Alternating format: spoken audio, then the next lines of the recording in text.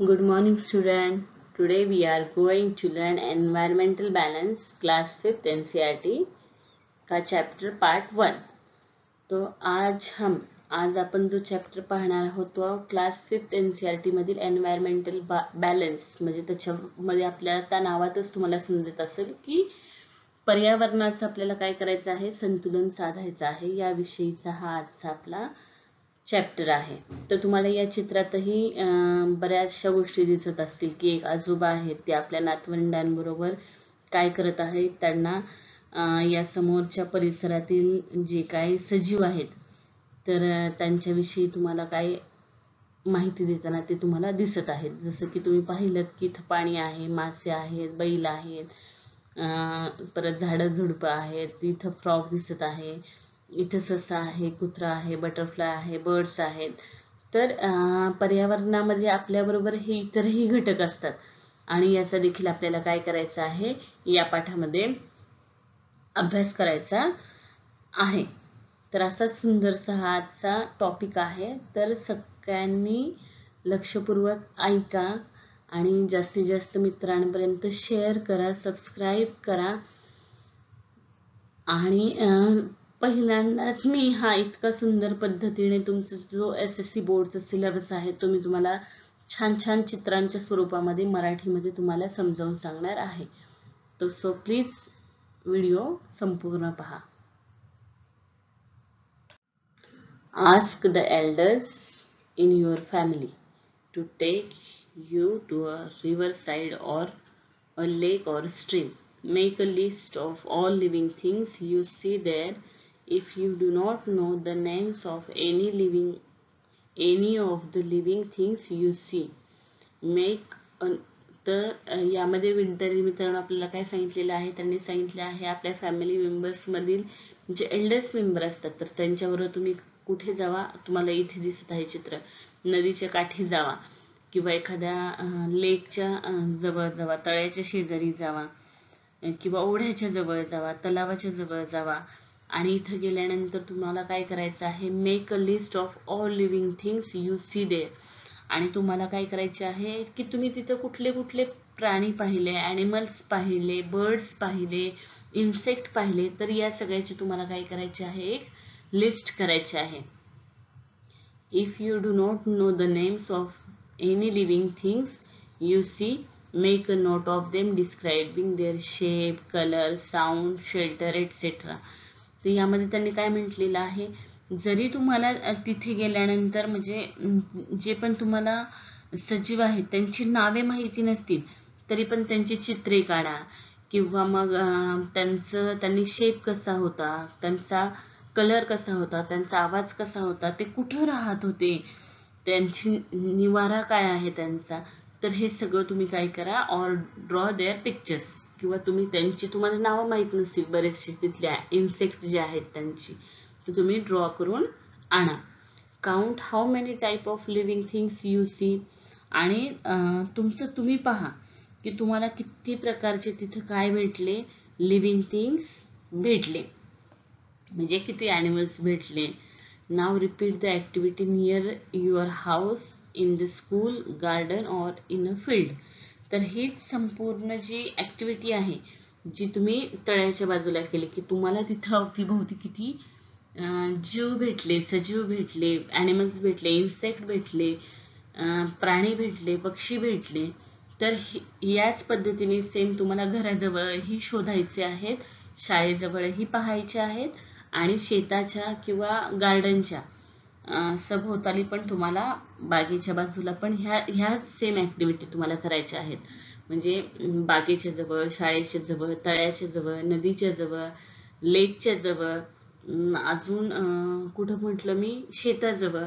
तर इथं तुम्हाला जायचं आहे आणि पाहायचं आहे की आपल्या आजूबाजूला किती सजीव राहतात, मग आपल्याला त्याच्यामध्ये काय काय दिसतं, त्यांचं लाईफस्टाईल कसं असतं, तर ह्या सगळ्या गोष्टी तुम्हाला पाहायच्या आहेत. सेकंड पॉइंट त्यांनी दिलेला आहे, कुड you observe any micro organism. आणि तुम्ही हे पाहत असताना सूक्ष्मजीवांचं निरीक्षण करणं तुम्हाला शक्य झालं का. म्हणजे बरेचसे असे खूप छोटे छोटे किडे किंवा कृमी असतात तर त्या तुम्हाला पाहायला त्याच्यामध्ये जमल्या का. त्यानंतर पुढचा प्रश्न आहे, how many types of living things did you see at the place you visited? आणि तुम्ही गेलेल्या ठिकाणी तुम्हाला किती प्रकारचे सजीव दिसले? ठीक आहे. Do you think you saw all the kind of living things that before there? Did you see the same living things at various place or different ones? तर मग त्याच्यामध्ये त्यांनी म्हटलेलं आहे, तुम्ही जेव्हा निरीक्षण केलं तर तिथे तुम्हाला जे दिसणारे सगळे सर्व प्रकारचे सजीव तुम्हाला दिसले असं तुम्हाला वाटतं का? म्हणजे एकाच ठिकाणी तुम्हाला सगळ्या प्रकारचे सजीव दिसले वेगवेगळ्या, की एकाच टाइपचे सजीव तुम्हाला दिसले? Did you see the same living things at various place or different one? म्हणजे एकाच प्रकारचे सजीव तुम्हाला सगळीकडे दिसले का काही ठिकाणी वेगवेगळे पण सजीव होते? The variety we see in all the living things that belong to a particular area is called biodiversity of that place. तर तुम्हाला जर एकाच ठिकाणी एकाच प्रकारचे जर सजीव सापडले, एखादा स्पेसिफिक भाग आहे आणि त्याच्यामध्ये तुम्हाला एकाच प्रकारचे सजीव वांमध्ये जी विविधता दिसली त्यालाच आपण काय म्हणतो? बायोडायव्हर्सिटीज, म्हणजेच जैवविविधता. बायोडायव्हर्सिटी म्हणजे एकाच एरियामध्ये, एकाच जो पर्टिक्युलर एरिया आहे त्यामध्ये तुम्हाला जे पण काही क्रिएचर्स आढळले, ज्या पण तुम्हाला living things, we see in all living things, ज्या पण तुम्हाला लिव्हिंग थिंग्स दिसल्या, ठीक आहे, त्यांच्यामध्ये तुम्हाला काय दिसली? विविधता दिसली. म्हणजे डिफरन्शिएट होते, सगळे एकसारखे नव्हते. त्यालाच आपण तिथली काय म्हणतो? Biodiversity. We are calling that biodiversity. तर या सगळ्या प्रश्नांची उत्तर विद्यार्थी मित्रांनो तुम्ही काय करा, मला कमेंट बॉक्समध्ये लिहून पाठवा. काय काय लिहून पाठवणार आहोत? कुड you observe any micro organism? तर तुम्हाला तिथे जे मायक्रो ऑर्गॅनिझम होते ते तुम्हाला डोळ्यांनी पाहता आले का? त्याच्यामध्ये तुम्हाला त्याचं ऑब्झर्वेशन व्यवस्थित करता आलं का? त्याचप्रमाणे तुम्ही जिथे गेलात तर त्या ठिकाणी तुम्हाला कोणत्या कोणत्या प्रकारचे सजीव दिसले? How many types of living things you see in place visited? आणि फर्स्ट मध्ये तुम्हाला काय सांगितलेलं आहे त्यांनी? त्याच्यामध्ये तुम्हाला जे पण तुम्ही पाहिलं, नोटीस केलं, जे पण सजीव, आणि जे सजीव तुम्हाला तिथे दिसलेच नाहीत पण तुम्हाला त्यांच्या काहीतरी खुणा असतील, त्यांची फळं असतील, त्यांनी खाल्लेल्या शेंगा असतील, परत शेण असेल, परत लेंड्या असतील, त्यांची घरटी असतील, परत मधमाशांचं पोळं असेल, त्यांची अंडी त्यांनी घातलेली असतील, तर हे सगळं तुम्हाला काय करायचं आहे? एका याच्यामध्ये लिहून ठेवायचं आहे, जे तुम्हाला प्रत्यक्षामध्ये तिथं दिसलं नाही. आणि तुम्हाला तिथे काय काय दिसलं तर हे सगळं मला कमेंट बॉक्समध्ये लिहून तुम्ही पाठवणार आहात. काय काय पाहायचं आहे तुम्हाला तिथे गेल्यानंतर? तर तुम्हाला पाहायचं आहे की कुठल्या शेंगा खाल्ल्यात का, कुठली फळं खाल्लीत का, अर्धवट खाऊन फळं फेकलेली असतात तुम्हाला, तर मग त्यावरून तुम्हाला कळेल की इथं कुठल्या प्रकारचं ॲनिमल येऊन गेलेलं होतं. त्याचप्रमाणे पिसं पडलेली आहेत का, फॉलन फेदर्स, तर त्याच्यावरनं पण तुम्हाला कळेल की इथं कुठल्या प्रकारचे पक्षी येऊन गेलेले आहेत. त्याचप्रमाणे पाऊलखुणा म्हणजे त्यांचे जे आपल्याला पंजे असतात तर ते तुम्हाला दिसलेले आहेत का? त्याप्रमाणे जे पण तुम्हाला लेंड्या आहेत आपल्या, शेण जे आपण त्याला म्हणतो, तर ते आपल्याला तुम्हाला पाहायला भेटले का? घरटी पाहायला भेटलीत का? परत कोकोन्स म्हणजे कोश जे आहेत, एग्ज म्हणजे अंडी पाहायला मिळालीत का वेगवेगळ्या प्राण्यांची, पक्ष्यांची? आपल्याला खूपदा आपण खेळायला जातो घराच्या अवतीभोवती आणि आपल्याला कुठंतरी एखादी वेगळ्या प्रकारची अंडी पण आपल्याला दिसतात, तर ती तुम्ही पाहिली आहेत का? त्याप्रमाणे हनीकोंब, मधमाशांची पोळी तुम्ही पाहिली आहेत का? तर यातलं तुम्ही काय काय पाहिलेलं आहे ते तुम्ही मला कमेंट बॉक्समध्ये लिहून नक्की पाठवणार आहात. Which one of these places you visited show a greater biodiversity? To study the biodiversity of a place, scientists make a large number of observations. They make these observations in different conditions such as day and night in different seasons, etc. They use special devices to make observations of living things that are found at a great height or depth, as well as microorganism. Observations of many scientists are brought together.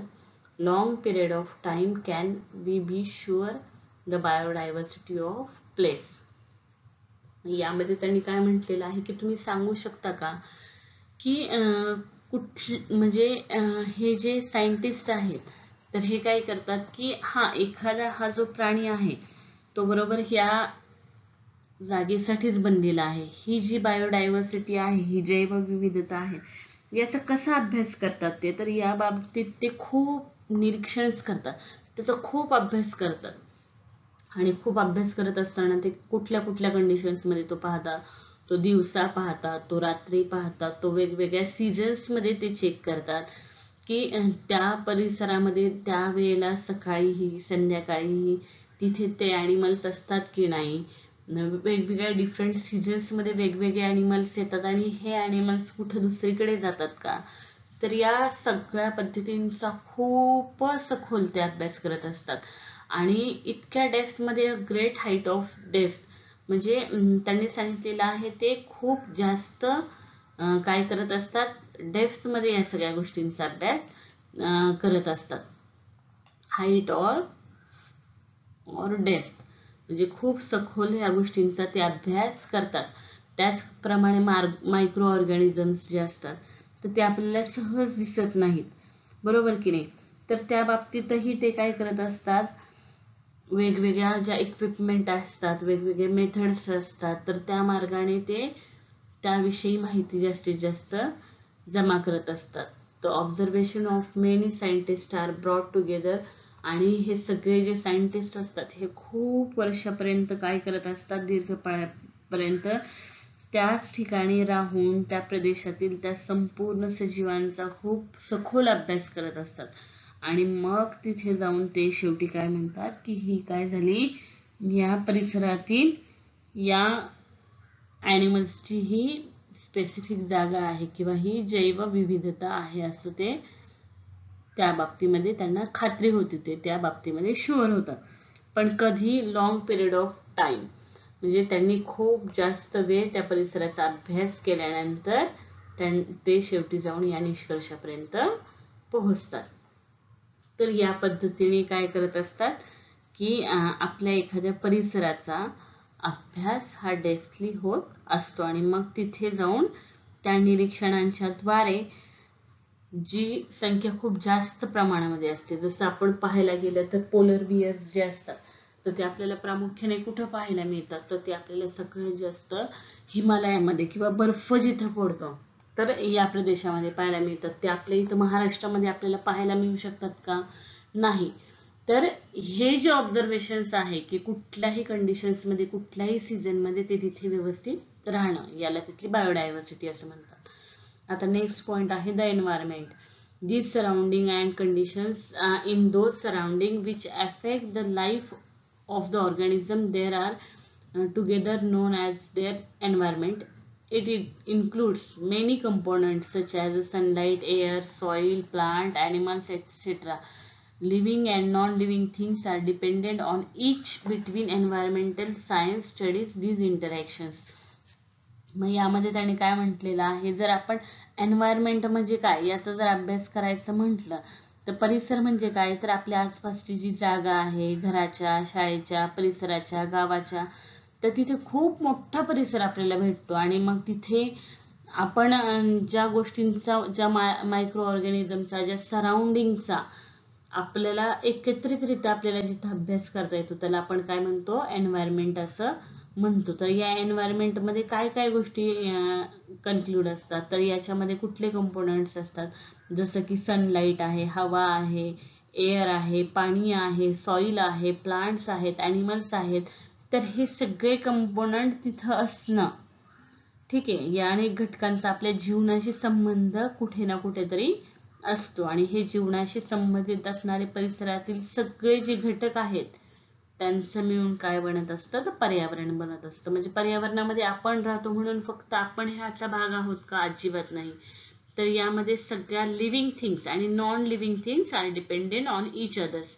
म्हणजे सगळे सजीव आणि सगळे निर्जीव हे सगळे घटक एकमेकांवर काय असतात अवलंबून असतात are depend on each others म्हणजे आपणही त्यांच्यावर असतो कळत न कळतपणे आणि तेही आपल्यावर अवलंबून असतात there is a lot of give and take interactions between environmental science studies in these interaction तर यामध्ये अशाच प्रकारच्या ज्या देवाणघेवाणांची जी प्रक्रिया चालू असते ठीक आहे तर याचाच आपण अभ्यास पर्यावरणशास्त्रामध्ये करतो आता यामध्ये त्यांनी सांगितलं आहे look at the picture of the living and non living things shown below discuss the mutual relationship between these various factor of this environment तर यामध्ये तुम्हाला ज्या लिव्हिंग थिंग्स आहेत आणि ज्या नॉन लिव्हिंग थिंग्स आहेत तर याविषयीचं तुम्हाला काय केलेलं आहे इमेज दिलेली आहे तर त्याद्वारे तुम्हाला काय करायचं आहे ओळखायचं आहे की कुठले पर्यावरणातील घटक सजीव आहेत आणि कुठले घटक निर्जीव आहेत तर याची तुम्ही लिस्ट काढणार आहात आणि मला खाली कमेंट बॉक्समध्ये नक्की पाठवणार आहात थँक्यू